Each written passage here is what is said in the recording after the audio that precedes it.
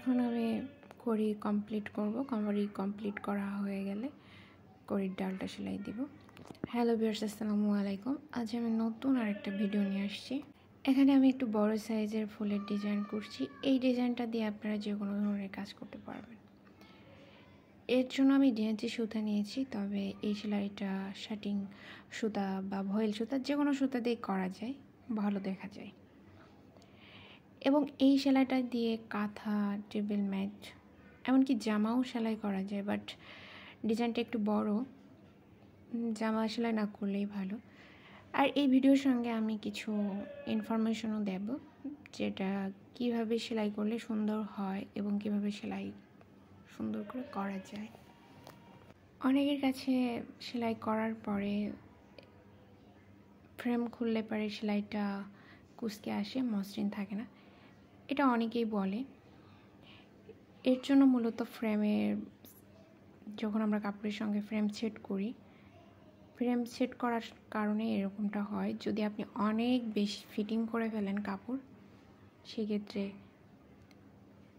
Frame থেকে যখন কাপড়টা বাহির করবেন তখন সেলাইটা কুঁচকে যাবে। এখানে আপনারা দেখতে পাচ্ছেন আমি খুবই বড় বড় করে সেলাই করছি, তারপরেও এইটা আমি যখন কাপড় থেকে খুলবো একদমই কুঁচকাবে না, অনেক ভালো দেখা যাবে।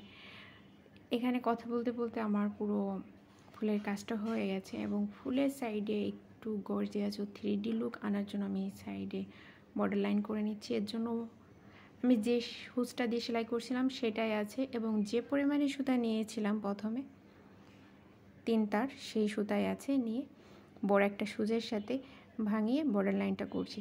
আপনারা দেখলেই বুঝতে পারবেন। এবং বর্ডার লাইনটা করে ভালোভাবে যাতে সেট হয়, এই জন্য আরেকটা মাঝখান থেকে সেলাই দিয়ে নিলাম। এভাবে পুরোটা পাপড়িতে কাজ করব।